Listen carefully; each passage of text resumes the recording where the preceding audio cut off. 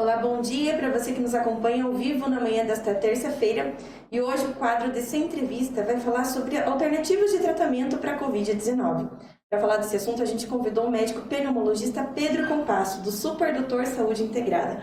Olá, bom dia, doutor. Olá, bom dia, tudo bem? Prazer em recebê-lo novamente aqui conosco no jornal. Obrigado.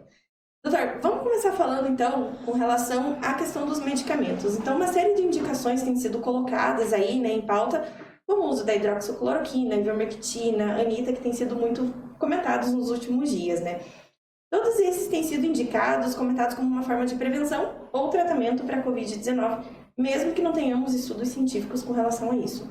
Então, assim, o que o senhor tem a nos dizer sobre o uso desses medicamentos? Bom dia a todos.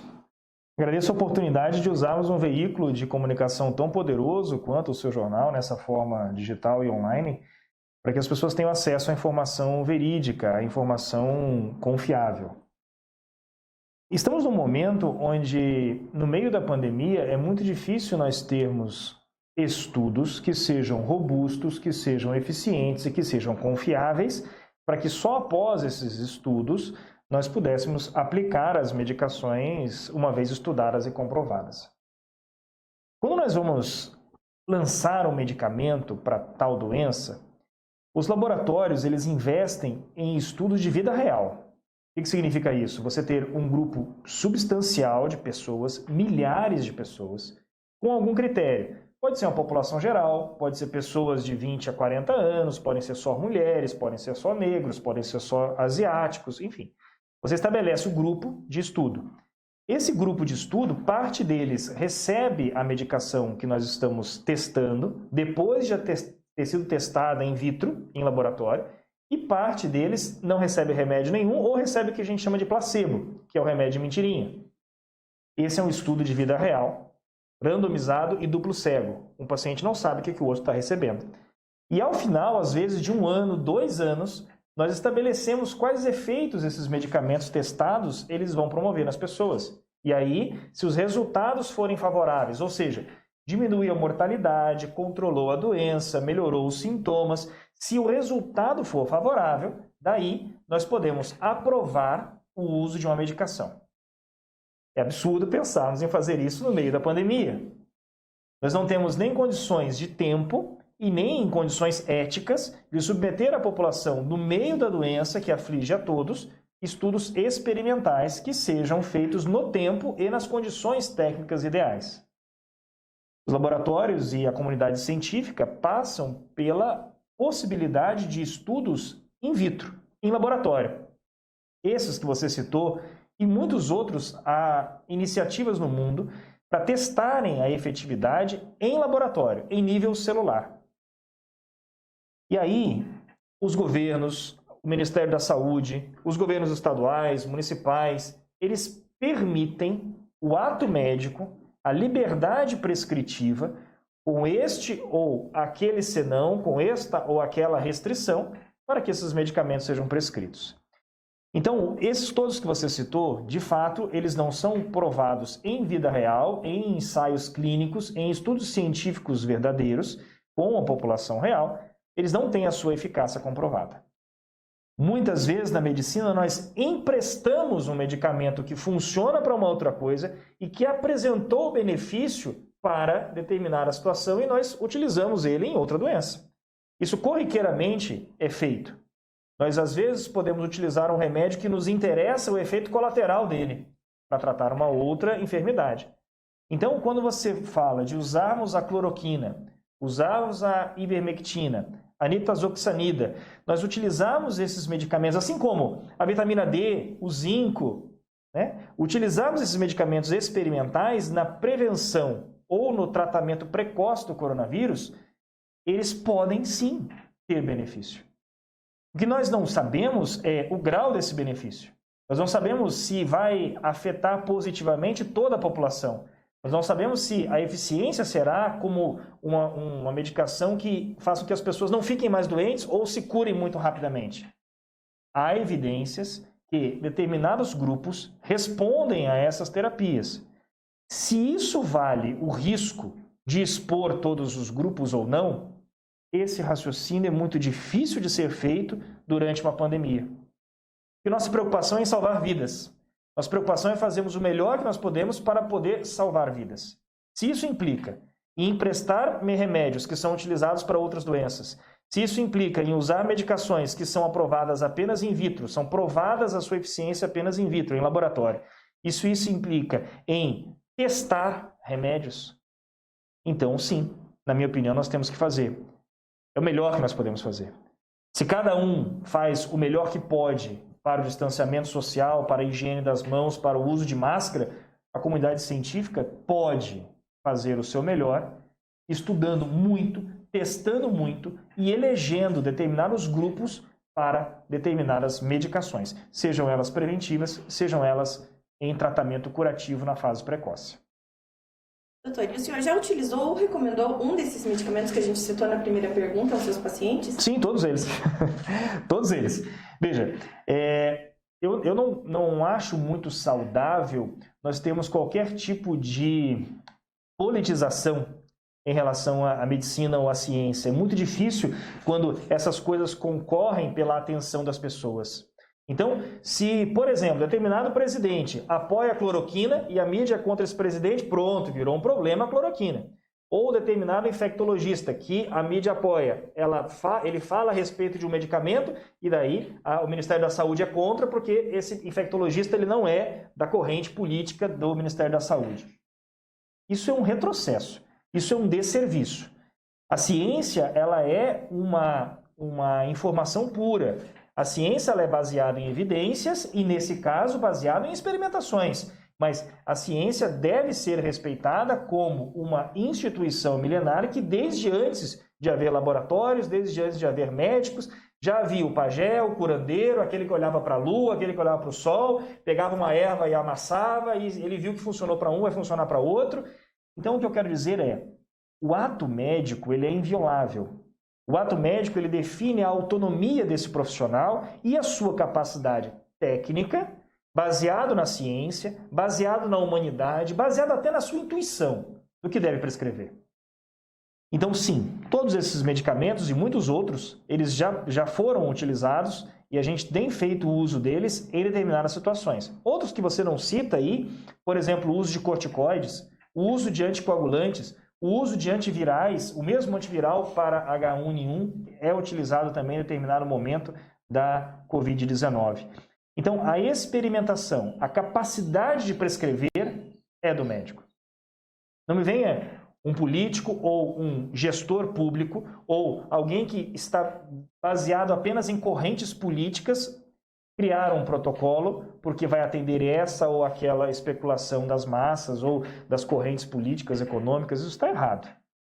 O ato médico, e é isso que esses medicamentos representam, é a autonomia do médico na prescrição. Porque o médico conhece o seu paciente e o paciente confia no seu médico. Essa relação ela é uma relação muito mais antiga que nós mesmos, essa relação de confiança. Então o médico sim pode prescrever aquilo que no seu estudo, na sua análise, na sua avaliação, para ele foi de mais benefício do que risco. Ah, doutor, então nós podemos prescrever uma medicação que não está comprovado num estudo de vida real que ela vai funcionar. Sim, foi assim que surgiu a penicilina a partir de um pão mofado. Alguém um dia usou um pão mofado e usou como antibiótico. Então eu quero dizer que isso já aconteceu na história. Não estou aqui para dizer que nós temos que fazer história e sermos a geração que curou a Covid. Não, eu estou dizendo que nós temos que fazer o melhor que nós podemos. Isso, inclusive, significa usar medicações experimentais. É claro que existem os riscos. É claro que existem aquelas populações que não vão ser beneficiadas com esse medicamento. É claro que existe o melhor momento para se iniciar a terapia. Quanto mais pacientes nós tivermos, quanto mais vezes nós testarmos essas terapias, mais nós vamos ter robustez nos nossos próprios resultados. Então, é um estudo de vida real na vida real. É um estudo de vida real no meio do problema, no meio da pandemia. Então, não quero dizer que então as pessoas são cobaias. Não. As pessoas estão recebendo o melhor que a medicina pode dar. As pessoas entendem que não existe tratamento. As pessoas podem, não, esse remédio eu não quero receber porque me disseram que faz mal. Esse eu aceito receber. As pessoas têm essa autonomia. Todas essas terapias são de comum acordo com os pacientes. A autonomia é do médico, mas a decisão é do paciente. Então, se você não gosta da cloroquina, porque você não gosta do governo, então não tome. Seu médico vai te sugerir, mas se você não quer tomar, não tome. Se você acha que tomar vitamina D, ou tomar zinco, ou você tomar X horas de sol por dia é balela, não vai adiantar, então não faça. Então, a autonomia prescritiva é do médico. Mas todos esses medicamentos experimentais, eles devem ser autorizados e concordados pelos pacientes. Maravilha. Diferentemente da cloroquina, a doutora, ivermectina, ela não tem contraindicação. É um medicamento que não tem contraindicação pelo que a gente sabe. Mesmo assim, é arriscado que as pessoas comprem na farmácia por conta própria? Veja, pegando o gancho na pergunta passada, né? Até bem pouco tempo, não se falava em cloroquina. Desde quando ela foi comercializada e tratada como uma medicação, nos anos 60, não havia qualquer restrição na compra da cloroquina, não havia necessidade da prescrição médica. A ivermectina, da mesma forma. Num dado momento, elas entraram como medicações salvadoras ou medicações de alternativa e de fácil acesso à população. É muito mais fácil falar de um remédio que custa R$20, agora que está mais caro ainda, né? Que custa R$20, do que falar de uma vacina que está acontecendo lá na Europa, o estudo, para saber quanto que ela vai custar, algo que não é palpável. Então, a população ela tem que ter esperança. Ela tem que ter em que acreditar. Nessa fase que nós estamos vivendo, as pessoas precisam de esperança. Então, se sai um estudo, mesmo que um estudo in vitro, se sai uma comunidade científica apresentando ivermectina, cloroquina, nitazoxanida, vitamina D, zinco, corticoide, que seja, e traz essa informação, rapidamente isso está vinculado nos grupos de WhatsApp da família inteira, sai a família inteira e vai lá comprar a ivermectina.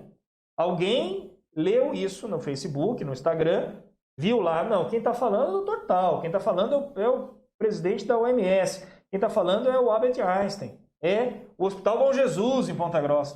Então tem respaldo. Aí essa pessoa manda para todo mundo da casa, vai todo mundo na farmácia e compra o remédio. É muito importante o ato médico prescritivo. Nem todo remédio vai fazer efeito para todas as pessoas ao mesmo tempo. Às vezes a pessoa até teria um benefício com aquela terapia, se devidamente escolhida a dose, se devidamente calculado o melhor momento para fazer.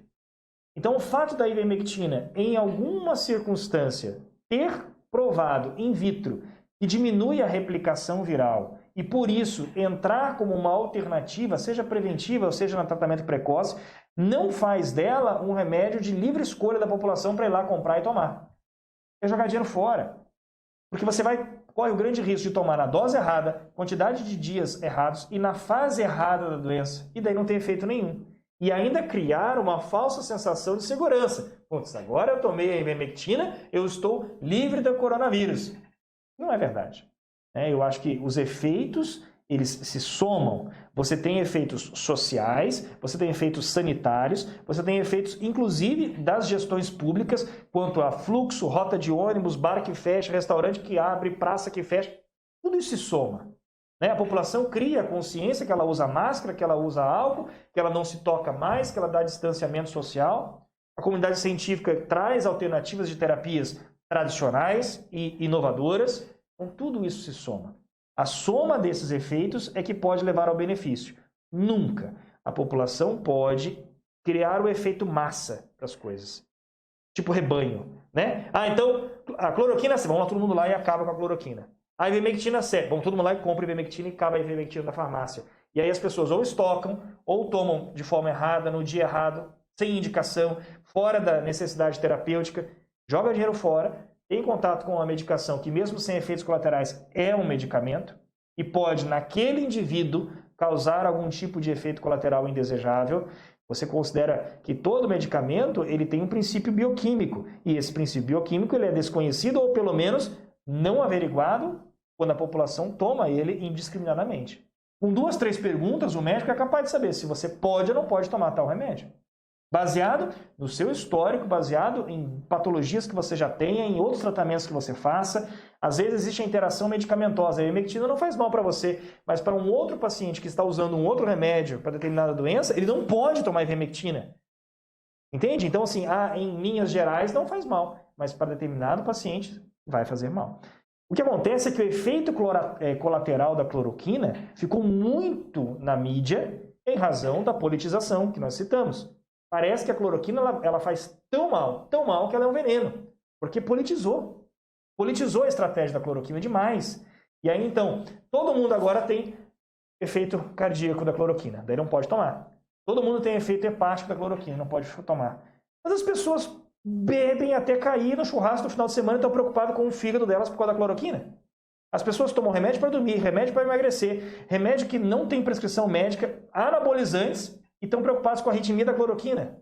Por favor, é um mundo de hipocrisia.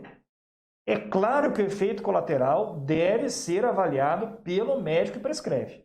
E o paciente deve concordar em receber o remédio. Mas é importante, em todas as ações, nós temos bom senso de todas as partes.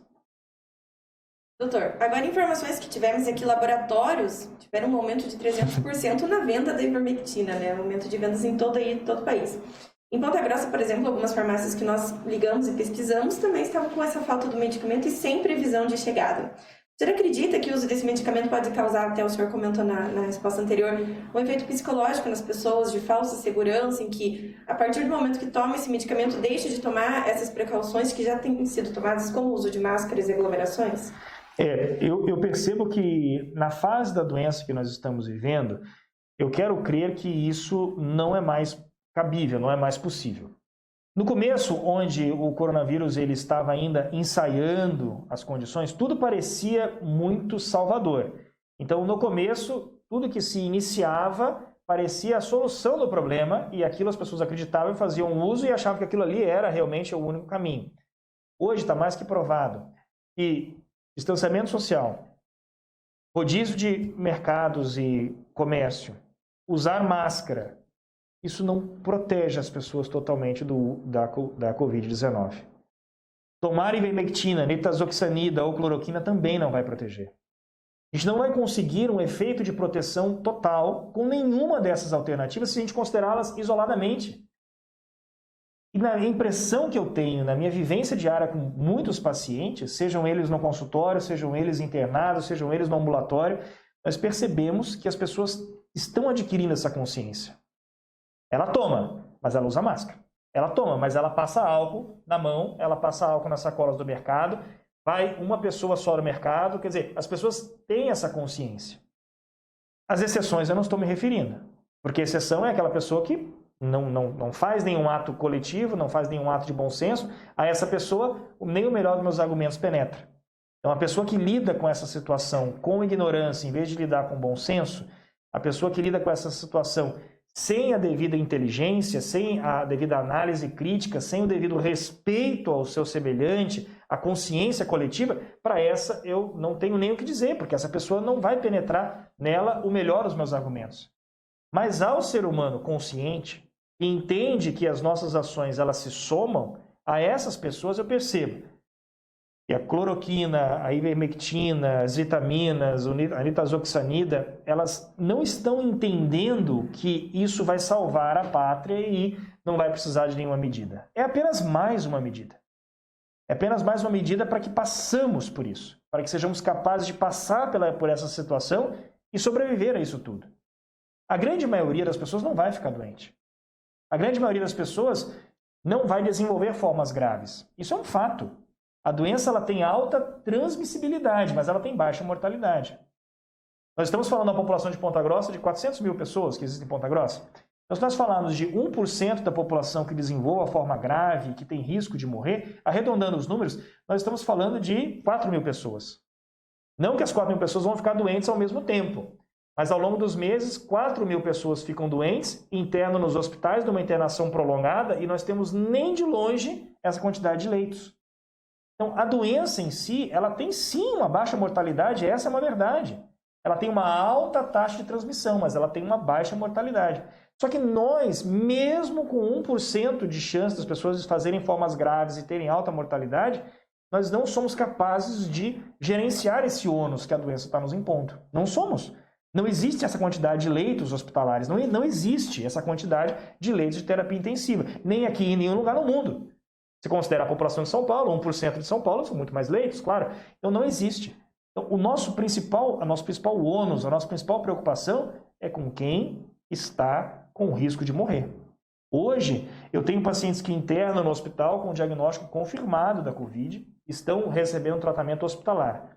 Por força legal, a sua família, os seus contactantes familiares devem fazer o exame. 5, 6 pessoas da família testam, dão positivo e estão assintomáticas. Essas pessoas, até testarem, estavam na rua, sim, com menos preocupações. Até a pessoa saber que o teste dela tinha dado positivo, ela estava indo no comércio sem pensar que ela era uma testagem positiva. O que eu quero dizer com isso é que isso reflete a realidade de que muitas pessoas são positivas e são assintomáticas. Não desenvolvem a doença. Ou testam positivo, dependendo do momento que é feito o teste, numa fase pré-sintomática. Mas essas pessoas, elas podem transmitir menos, mas elas podem transmitir.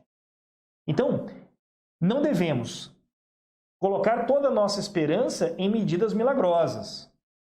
Nós estamos somando forças, nós estamos somando medidas de bom senso e que nenhuma dessas medidas nos revista da sensação de que estamos imunes. Acho, e tudo tem se mostrado, determinados grupos populacionais, sim, podem ter resistência à doença. Não a imunidade, mas a resistência, como nós temos da gripe normal. Quantas pessoas da sua casa, da sua família, do seu trabalho, falam para você assim, eu nunca pego gripe. Nunca desenvolve sintomas da gripe, mas é claro que pega. E quantas outras se abatem, sofrem, fazem febre, faltam trabalho, ficam em casa com muitos sintomas com a mesma gripe. Então, é claro que as doenças virais elas se comportam de forma diferente nas diferentes pessoas. Então, nós podemos ter indivíduos que não vão fazer sintomas ou vão fazer sintomas muito leves. Mas esses indivíduos estão aí, estão produzindo, estão trabalhando, estão levando a economia nas costas. O 1% que morre, ele é um nome, ele é um rosto, ele é da família de alguém. Então a gente também não pode dizer assim, meu Deus, tudo isso porque 1% só pode morrer. Espera aí, pessoal, em Ponta Grossa 1% são 4.000 pessoas. Nós não podemos abrir mão de 4.000 vidas. Temos que trabalhar e trabalhar muito. Se é medida do governo, se é medida sanitária, se é medida do seu veículo de comunicação, se é a minha medida enquanto médico no paciente internado, no paciente do consultório, todas as medidas são importantes. E que as pessoas não acreditem nunca que uma única medida que a mídia ou os meios de comunicação, as redes sociais, traga como salvadora, faz com que ela abandone todas as demais medidas. Agora falando um pouco das vacinas, doutor. Uma universidade na Rússia concluiu recentemente a última fase da vacina contra a Covid e vai lançar aí para a iniciativa privada no mês de agosto, é a previsão. Estudos avançados nos Estados Unidos também estão em processo de desenvolvimento de 4 tipos de vacina. Isso está tendo um avanço até significativo na região da Europa, né, que o senhor até comentou. Qual a perspectiva de termos aqui no Brasil uma vacina rápida, barata e eficaz?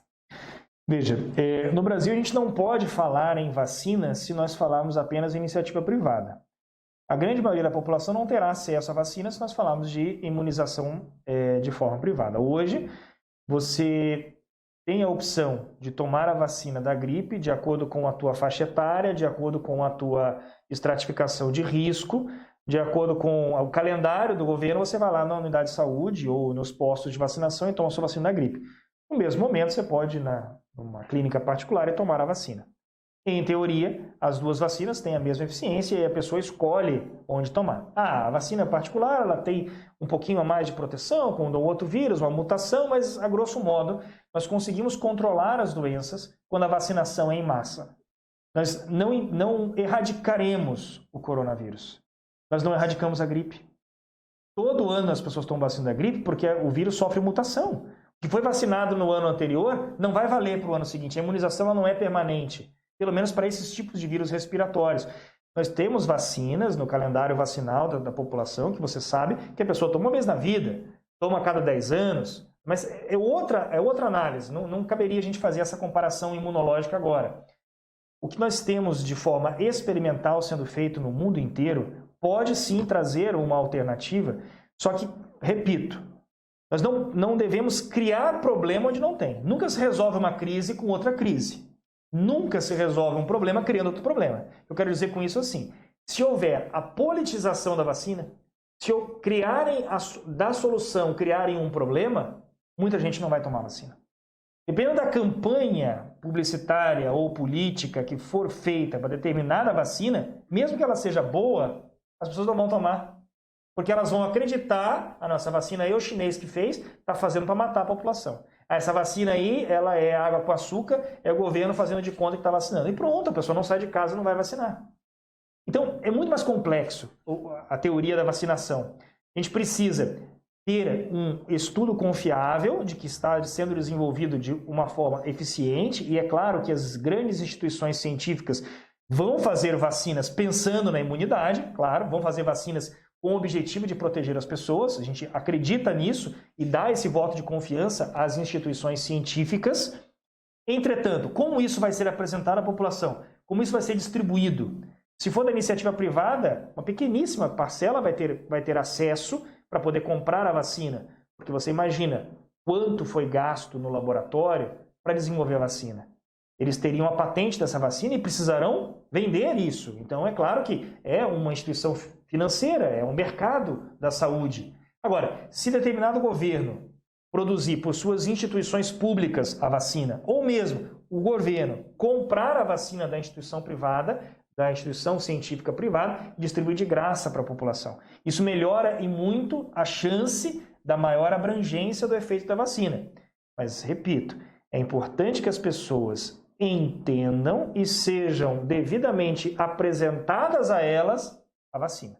Hoje, na mesma velocidade que você vê falar sobre vacinas e descobertas científicas e iniciativas nos Estados Unidos, na Europa, em Israel, em vários lugares, na China, você vê falar em vacinas no mundo inteiro.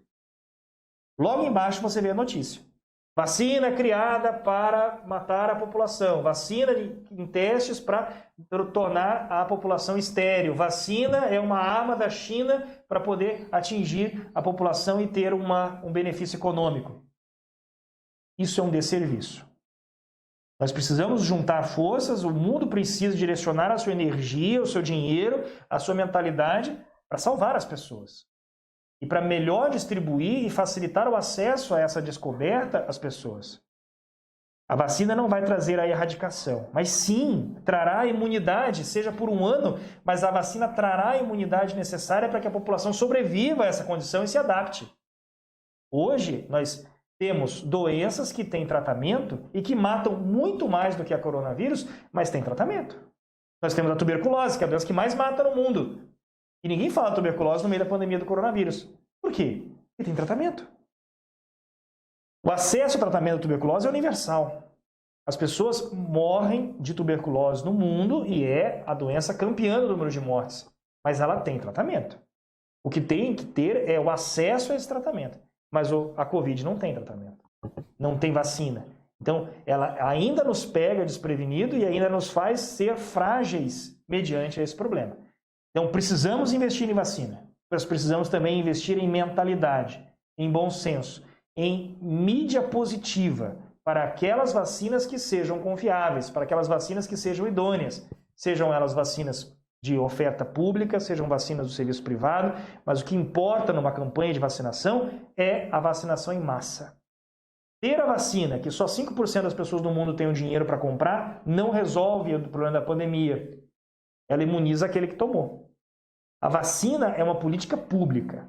No momento ela é uma iniciativa científica, mas ela é uma política pública. A vacina precisa chegar até as pessoas. Esperamos que seja logo, né, doutor? Em Ponta Grossa, logo no início, a gente teve o comércio fechado, como todo mundo sabe, né? E os gráficos mostraram que o município retardou o número de casos se comparado a outros municípios aí do estado. Porém, agora a gente já está com um número considerável, já estamos com um número considerável aqui de casos na nossa cidade. O senhor, como pneumologista, como está avaliando o quadro da situação atual aqui em Ponta Grossa? Veja, a estatística ela é facilmente não interpretada, né, de forma correta. Quando nós só somamos os casos, a gente vai ter um numeral no final do raciocínio muito grande. Porque não tem como você tirar da estatística os primeiros casos. A nossa estatística importante não é o quanto de casos nós temos no total. Porque boa parte desses casos se curaram. boa parte desses casos não estão mais internados no hospital, não estão mais concorrendo pelas vagas. Então nós temos que ter qual a quantidade de casos por dia, qual a taxa de internação desses pacientes que estão positivos ou com forte suspeita, e qual é o nosso índice de óbito.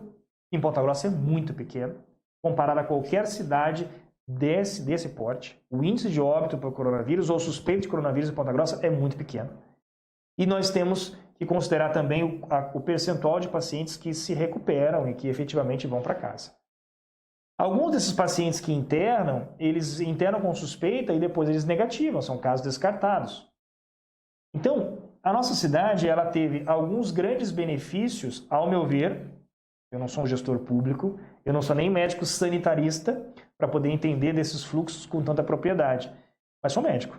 Eu vejo o paciente na realidade, né? Eu vejo o paciente na minha rotina. O que eu consigo entender é que nós tivemos algumas sortes em relação ao coronavírus. Foram sortes por acaso e foram sortes por políticas públicas de verdade. Todos os hospitais da cidade se uniram com o mesmo protocolo de tratamento. Todos os pacientes da cidade eles foram direcionados para seguirem um fluxo específico. Procura direta do paciente que não tem plano de saúde, eu me refiro. Procura direta, unidade de saúde, UPA. Esses pacientes, esses locais fazem as grandes triagens e eles podem ser encaminhados para a tenda do hospital regional para serem triados para entrarem ou não no hospital regional para serem admitidos. E aí, uma vez que estabelecidos os critérios, eles internam nesse hospital e ali recebem o tratamento e a confirmação ou não da doença. Então, esse fluxo na cidade da saúde, ele favoreceu que houvesse um diagnóstico rápido, uma oferta de tratamento rápido e um dinamismo nos internamentos. Então, isso favorece que nós tenhamos diagnósticos precoces, tratamentos precoces e um índice de óbito pequeno. Isso é um fato. Os casos aumentam? Claro que aumentam. Se você somar desde o primeiro até o último, você vai ter um número grande.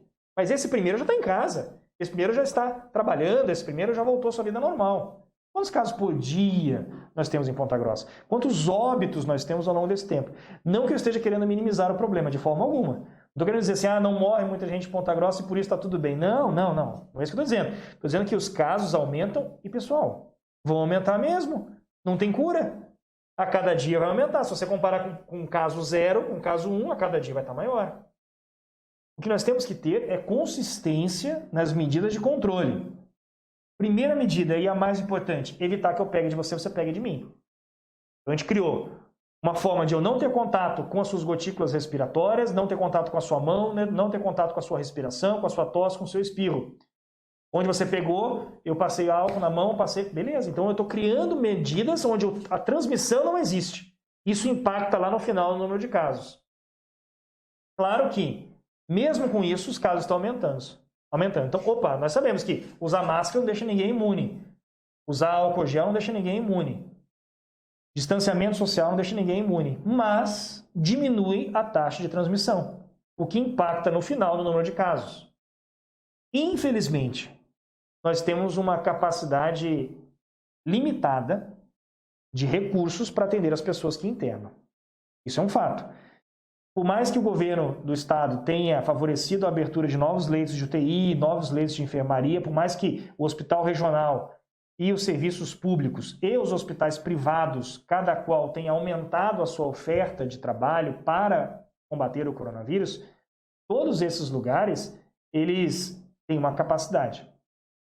E nós estamos chegando num momento muito, muito próximo, acima de 90% de ocupação. Aí você vê, falando, mas os leitos já estavam ocupados antes, nós já tínhamos superlotação nas UTIs. Sim, pessoal, mas nós criamos mais leitos. Eu estou me referindo à taxa de ocupação dos leitos novos. Eu estou me referindo à taxa de ocupação dos serviços dedicados à Covid. Então, hoje nós temos UTIs novas, nós temos enfermarias novas com mais de 90% de ocupação. A taxa de ocupação ela permanece alta porque o período de internação é longo. Todo paciente com síndrome respiratória aguda, ele interna e espera internado. Se ele for suspeito Covid, ele já recebe o tratamento, e aí são vários.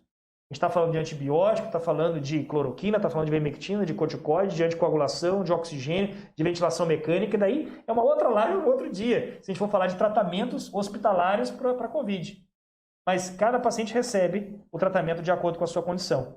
E o resultado do exame fidedigno, esse do LACEN, que é o PCR, ele vai sair dias depois.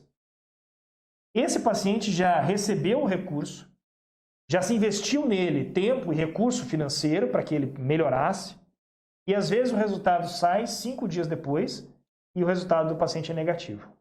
Mas então ele não tinha coronavírus? Outro problema. Parte dos nossos testes tem resultados que não representam a verdade. E não é culpa de ninguém. O vírus tem que estar numa concentração específica, num dia específico, ou os anticorpos que a pessoa produziu tem que estar numa concentração específica e numa oferta específica. Se eu pegar o sangue da ponta do dedo, eu vou ter uma oferta diferente de anticorpos do que se eu pegar de uma veia aqui de cima e centrifugar e fazer o exame do plasma. Se eu fizer o exame do PCR lá com o cotonetão que vai lá atrás, dependendo da quantidade de secreção que a pessoa tem e o dia que a pessoa está. Então eu te falo que hoje os testes, eles não representam a verdade. Ou porque não estamos testando. Sim, a gente testa pouco e sempre vai testar pouco. Não existe testagem em massa. E mesmo que houvesse, ela não representaria a verdade. 55% de eficiência, de eficácia, de acurácia, quando eu vou testar na ponta do dedo o teste rápido. 55%. Estou falando de um negócio que metade dos resultados não dá para acreditar. Quase 50% dos testes não são eficientes. O teste do SWAB, aquele que é do cotonetão lá, nós estamos falando de 65%, 70% no máximo. Então, muitos pacientes são internados com forte suspeita, a gente usa a tomografia, usa outros recursos, são internados com fortes suspeitas, recebem o tratamento da Covid, no final o teste der negativo, eles não saem do isolamento, eles não param de receber o tratamento, por quê? Uma pecinha aí entre o paciente e o exame. É o médico. A equipe de saúde, no sentido do médico fazer esse diagnóstico e manter ou não o tratamento, e toda a equipe de trabalho, de enfermagem, nutrição, fisioterapia, laboratório, a tia da limpeza, todo mundo faz essa pessoa ficar viva. Então esse é o panorama. É um exército trabalhando para salvar as pessoas. Numa condição onde não tem teste eficiente, onde não tem tratamento protocolar, provado que funciona, e daqui a pouco não tem mais vaga. Esse é o panorama que você me perguntou. Herói não é o jogador de futebol. Herói não é o cantor sertanejo. Herói não é a pessoa do Big Brother. Herói é aquele que se arrisca, mesmo em condições inadequadas, a salvar a vida das pessoas. E a eles, nosso respeito. Agora, para a gente finalizar, o que nós temos visto em todo o país é que a doença ela tem um pico, depois um achatamento e depois um efeito rebote. O que a gente pode fazer para evitar esse efeito rebote? Muitas vezes nós, a despeito de todas as medidas que nós tomamos, não tem o que fazer. E vai acontecer porque é o curso natural da doença. E nós temos que respeitar o nosso oponente. A Covid é uma doença nova, uma doença que nós não temos defesa, nós não temos recurso, nós não temos estratégia e nós não temos imunidade adquirida. Então, muitas vezes, o efeito rebote vai acontecer independente da nossa ação ou não. Seja devido ao perfil epidemiológico da região, idade das pessoas, concentração demográfica, tipo de transporte que as pessoas usam, cultura, se as pessoas se pegam, se não se pegam, se as pessoas só se cumprimentam como no Japão, enfim. Então, você vai ter uma série de elementos que vão somar o perfil dessa população e da região para entender se a doença vai se comportar da mesma forma do que em outras experiências de outros lugares. Cada local tem o seu curso porque o início foi em momentos diferentes. O início da China foi antes do início da Itália ou da Europa, de maneira geral, que foi antes do início de São Paulo, que foi muito antes do início de Ponta Grossa. Então, cada local tem a sua própria história natural da doença. E o que vai definir como isso vai evoluir é a soma dos efeitos.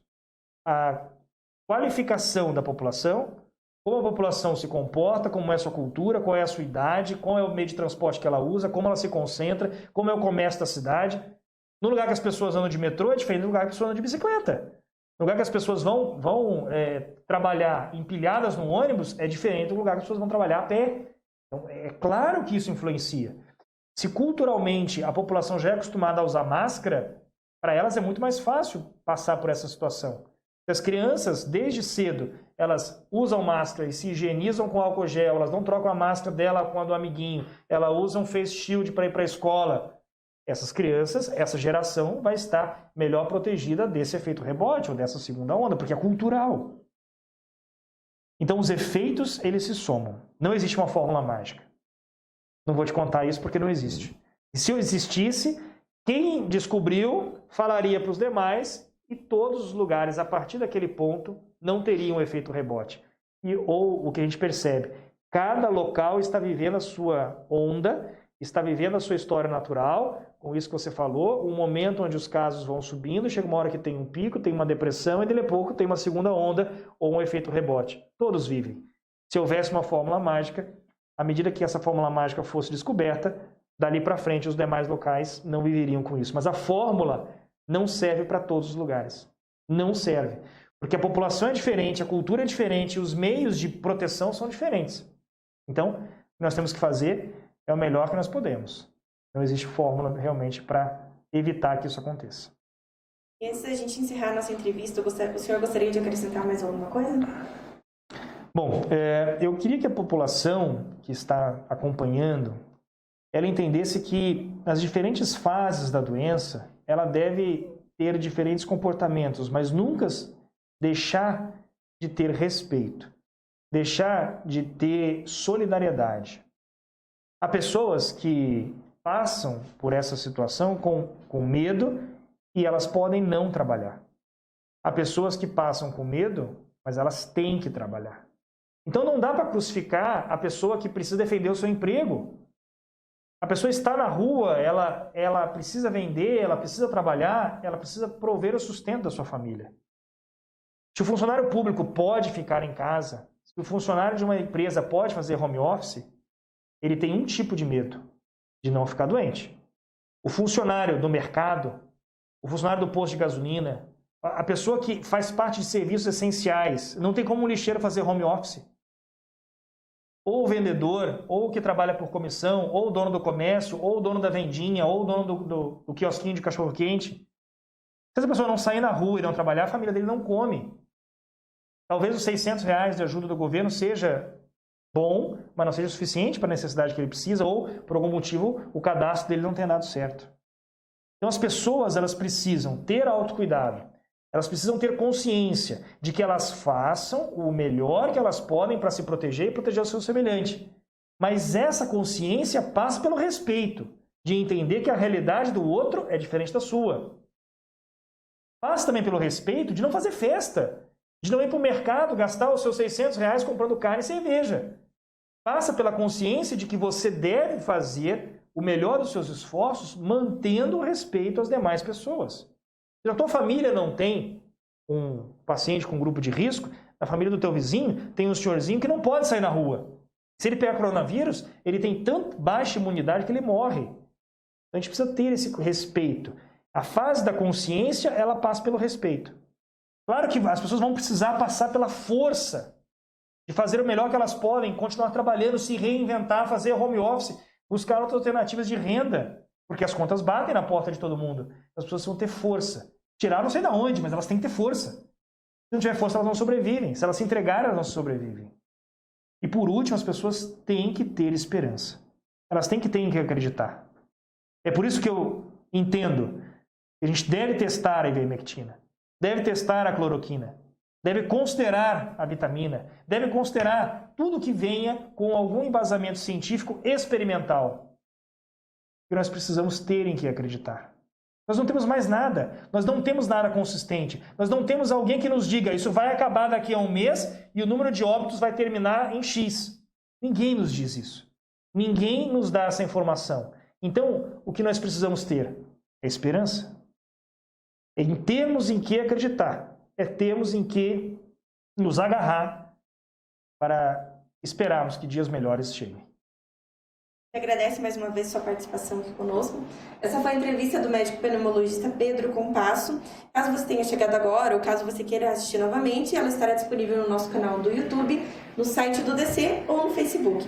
A versão impressa também você confere na edição desta quarta-feira. A todos um bom dia.